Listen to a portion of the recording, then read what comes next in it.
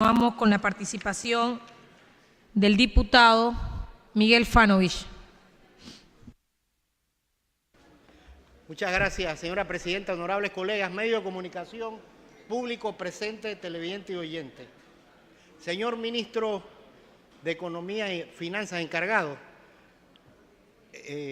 personal administrativo y de funciones. Señor ministro, esta ley 565 que crea este Consejo Técnico Fiscal, este Consejo Fiscal Macroeconómico, yo lo veo como una dualidad, porque el MEF está compuesto por profesionales idóneos, economistas, financistas, auditores, expertos en estados financieros, igual que la Contraloría General de la Nación que fiscaliza. Hemos visto cómo ha fracasado las imposiciones de las IFIs, que nos han llevado prácticamente a destruir nuestro sistema bancario. Esas son las recomendaciones de ellos, que si las seguimos al pie de la letra, vamos a acabar con nuestros activos. Como Panamá está de sexto lugar a nivel internacional como los países más desiguales del mundo por recomendaciones de las IFI, con estos tratados bilaterales que han sido un fracaso total. Y para saber que aquí hay que disminuir la planilla pública, no necesitamos un consejo técnico. Para saber que tenemos que hacer ahorro, no necesitamos un consejo técnico macrofiscal. Para saber llevar el presupuesto contra ingresos y egresos, no necesitamos este consejo técnico. Esto va a traer un gasto impositivo a la nación. Sería mejor contratar auditores durante el año para que te hagan recomendaciones, expertos en periciales en materia financista. Es otra imposición más del efecto global de los fondos monetarios internacionales que nos han llevado a un endeudamiento donde los ingresos del canal ya no bastan ni los impuestos de los panameños para poder pagar todo el gasto del Estado y las inversiones necesarias para que el país se desarrolle. Y por eso no estamos llegando a los lugares de extrema pobreza como debemos ser, señor ministro. No le veo la especificación. Así como exonerar de ITBMS a la contratista del puente del canal. Aquí se exoneró a un banco del pago de más de 300 millones y todavía le hacen falta a los panameños, porque en ese instante esos 300 millones serían 1.000 millones en estos instantes.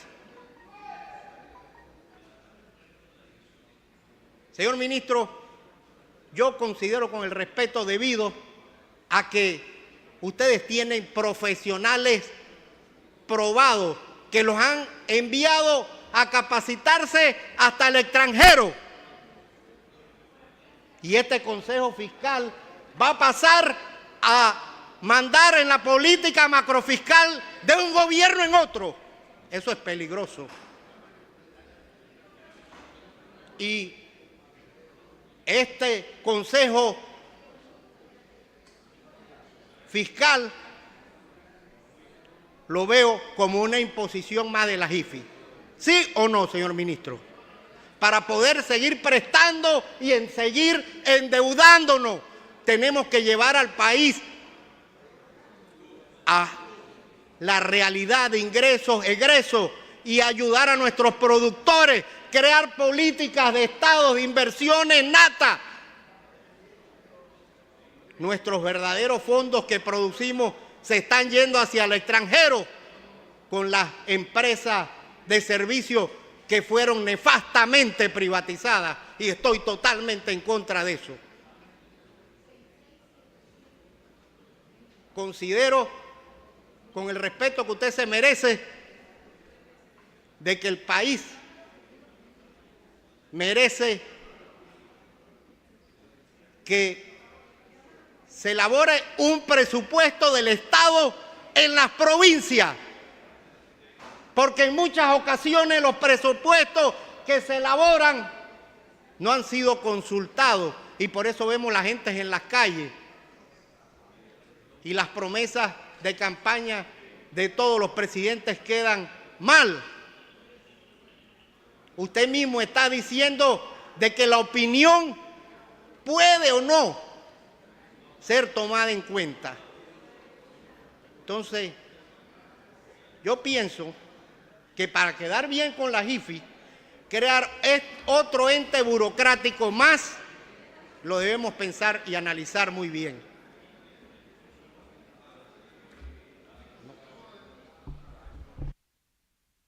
Ministro, se refiere al diputado Fanovich. Muchas gracias, diputado Fanovich, por su opinión. Miren, yo entiendo, digamos, cierta duda hacia la necesidad del Consejo Fiscal. Lo cierto es que le comento una realidad vivida que nos permite entender por qué necesitamos el Consejo Fiscal. Hace tan solo un mes y medio, presentamos un proyecto de ley para cambiar la ley de responsabilidad social fiscal que incluía una dispensa de 300 millones. De ahí se concluyó y se publicaron en medios, escritos, hablados, opiniones muy sesgadas de la información real de por qué se hacía lo que se estaba haciendo, de cuáles eran las necesidades reales, de hacia dónde iban esos recursos, y todas las personas, según el ala ideológica al que pertenecían, concluyeron de manera distinta. La razón de que ocurría eso es que la única información provenía del MEF y por interés o no estabas creyendo en lo que el MEF te decía. Un consejo fiscal te da esa independencia para que tú puedas recurrir a una información e ir a decir, oye, esto que está diciendo ellos es cierto. ¿Es verdad que esos 300 millones se necesitan o es verdad que no tienen plata? ¿Es verdad que esto va a ser para inversión o lo van a usar para política, para contratar gente? Esa información hoy día es dime y direte de lo que yo creo y de lo que yo pienso que están haciendo, pero no está fundamentada. En muchos casos las críticas no están fundamentadas con números y hechos, con facts, con hechos reales, con estadística, con números, con análisis. Y esa es la puerta que estamos abriendo a la discusión. Créame que este proyecto es elevar el debate de la política fiscal a un nuevo nivel, en donde todos van a participar. Y vas a ver, es más, puedes ver qué tan cierto o qué tan bien está lo que hace el MEF versus lo que debería hacer según el Consejo Fiscal. El Consejo Fiscal hoy día son 3, pero hay consejos fiscales en otros países de 7, 8, 9, 10 personas manejándolo. Eso dependerá de cómo se planteaba el modelo. Nosotros tomamos el modelo que existe en Perú porque nos pareció muy razonable. Somos países relativamente cercanos, tenemos hasta cierto punto una economía en crecimiento, en desarrollo, y tomamos ese modelo, pero podría ser otro que usted considera adecuado. Lo cierto es que el Consejo Fiscal es para eso, para tener otra fuente de información alternativa y que la información no sea exclusivamente la que el MEF dicta. Ahora, ¿por qué me conviene eso si yo soy del MEF? Porque yo estoy convencido que al elevar ese debate ganamos como país. Las calificadoras saben que somos un país más responsable. Al elevar el debate, los números están más en la palestra, abiertos a la información de todos y ver que es más difícil que alguien mienta o manipule la información. Entonces, gana el país en transparencia, gana el país en desarrollo fiscal y efectivamente vamos a poder en el tiempo hacer un mejor uso y asignación de los recursos del país, en bienestar de todos, ¿no? Gracias. Señor Continúe, ministro, diputado. me gusta más, gracias, presidenta, esa palabra manipulación, porque crear un consejo fiscal por las críticas. Mire, yo recuerdo que en el gobierno de Martín Torrijos, aquí se pidió una dispensa fiscal. Contra las críticas se dio y después se puso en línea todas las finanzas públicas al cabo del tiempo que ellos habían prometido. Y el gobierno que no crea en su ministerio, en su política fiscal, en su política económica, no está claro. Si yo nombro un ministro y tiene todo el personal idóneo, son los que llevan las finanzas, y luego tenemos los informes. Aquí lo más que se puede pedir son auditores. Bueno, póngale que nombramos el Consejo Fiscal para complacer a las IFIS. Nuevamente se lo repito, porque no veo ninguna otra explicación. No vinculante, independiente. ¿Quién los va a nombrar? El Ejecutivo. El Ejecutivo. No va a haber independencia y sí va a haber vinculación con el gobierno de turno. Con el que no va a haber es con el gobierno que viene. ¿Sí o no? Señor ministro.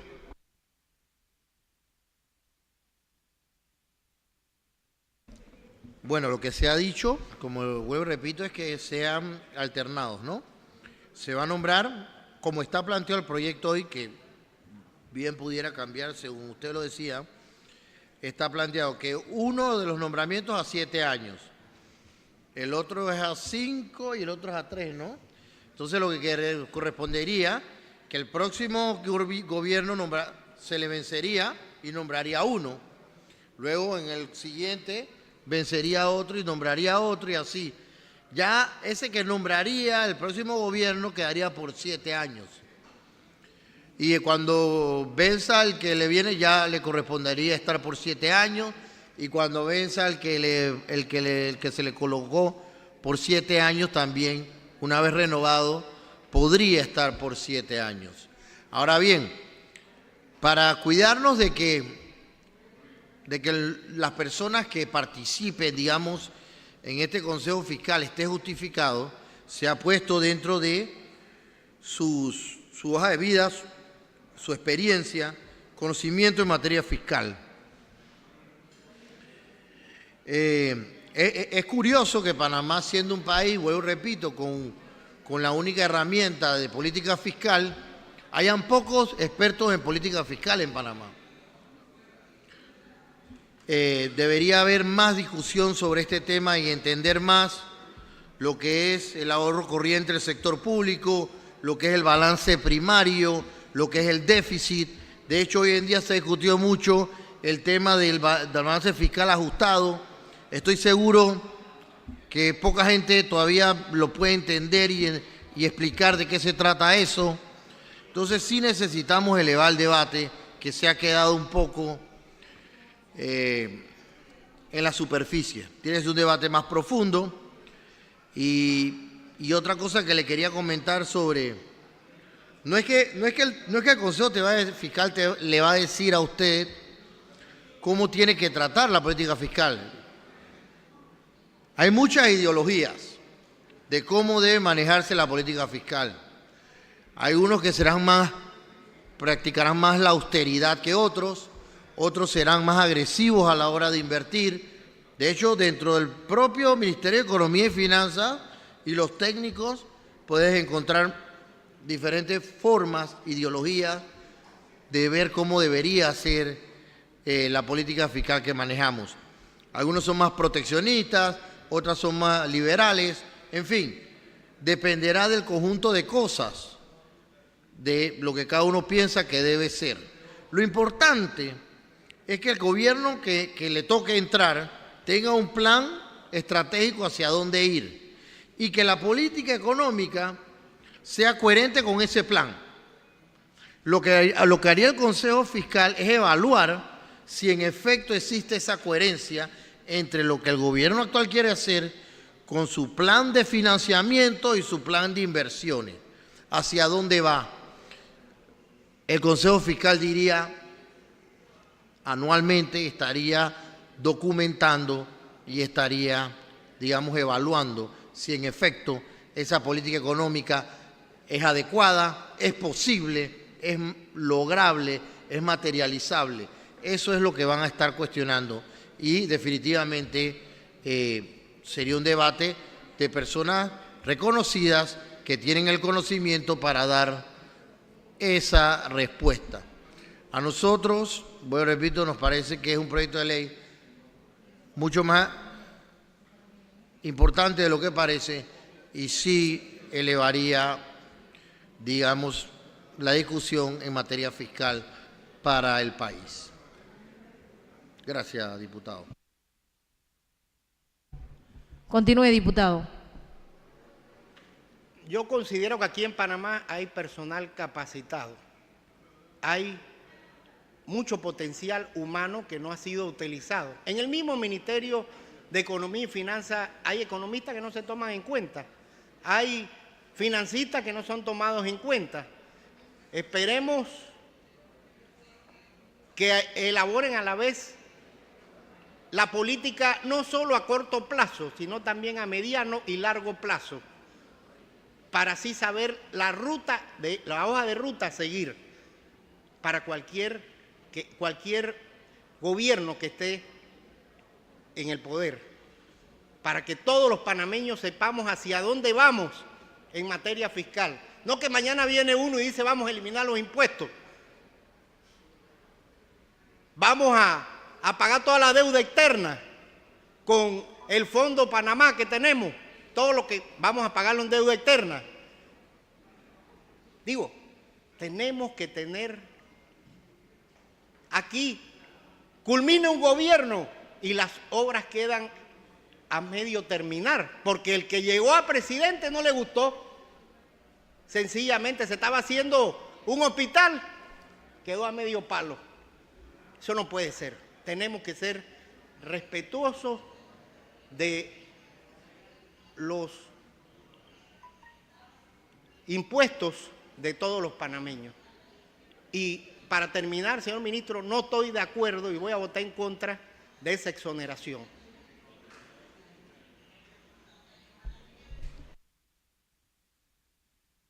Gracias, diputado. ¿Terminó, diputado? El ministro quiere responderle, tiene la palabra. Buen punto, me comentaba sobre la exoneración. Bueno, aquí tengo compañeros del MOB que vinieron a hablar también sobre el tema de las exoneraciones, pero básicamente mencionó en algún momento una exoneración dada. Bueno, eso fue entre empresa privada, sector privado. En este caso es diferente porque es un proyecto que está pagando el sector público. No importa quién gane el puente, el cuarto puente sobre el canal, la obra sale de los recursos públicos. Entonces, al exonerarlo, lo que estoy es haciendo que la obra me salga menos costosa al Estado. Estamos hablando de que esto es una obra de 1.400 millones más ITBMS, como usted lo plantea. Como yo lo planteo es 1.400 sin ITBMS, porque el dinero sale del bolsillo del Estado, de un bolsillo para otro, porque al final yo estoy pagando la obra, la persona con esa plata viene y me paga los impuestos de vuelta. Entonces, Para evitar eso, por eso estamos exonerando. Es un tema de costo de la obra que va a pagar el sector público para el beneficio de la comunidad panameña. Y por eso es que estamos pidiendo la exoneración del ITBMS de las transacciones que se generan producto de la construcción del cuarto puente. La compañera del MOP tenía algunas cifras, yo no sé si querías manifestarlas en este momento, para que entienda el impacto de la exoneración del ITBMS en esa obra. Tiene que dar su nombre y para que conste en acta y qué posición tiene en el ministerio. Sí, buenas noches, mi nombre es Mónica Ríos, yo soy la abogada del Ministerio de Obras Públicas asignada al proyecto del Cuarto Puente. Para darle respuesta a la inquietud del diputado y ampliar lo que ya manifestó el viceministro, el proyecto del Cuarto Puente sobre el Canal de Panamá fue adjudicado ya al Consorcio Panamá Cuarto Puente el 27 de julio pasado por la suma sin ITBM de 1.420.027.324 balboas con 73. Si a eso le sumamos el ITBMS, serían 99.401.912,73, para un total de 1.519.429.237,46.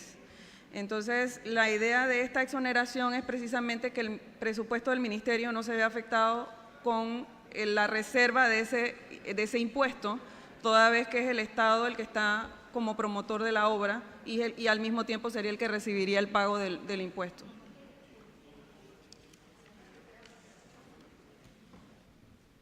Ya nada más le quedan 2 minutos, diputado. Gracias, presidenta. Bueno, entonces debemos exonerar todas las obras, porque tiene que haber equidad. En todas las obras vamos a exonerar, pues, el ITBMS, que son del Estado. ¿Por qué el cuarto puente sí, la carretera, las calles de David no? ¿Por qué el cuarto puente sí y las potabilizadoras no? ¿Por qué el cuarto puente sí y los centros de salud no?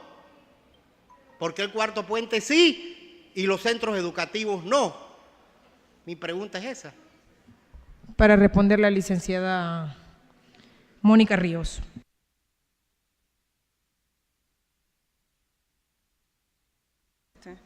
Sí, diputado, si usted me pregunta a mí, yo comparto su opinión. Es decir, todas las obras del Estado deberían estar exoneradas de este impuesto, el de transferencia de bienes muebles y servicios, porque es un impuesto que pasa de un bolsillo a otro del propio Estado, cuando el Estado es el que está pagándolo. Independientemente de eso, bueno, no es la propuesta que se trajo a la Asamblea para aprobar, solamente se trajo lo del proyecto del cuarto puente, porque el impacto de este ITBMS sí es significativo para el ministerio. No sé, yo no sé si las autoridades del ministerio anterior se han planteado lo que usted sugiere, pero en este caso sí es importante que se apruebe porque, vuelvo y le repito, son 100 millones de dólares que el ministerio queda en su presupuesto afectado por un pago que en realidad no tiene sentido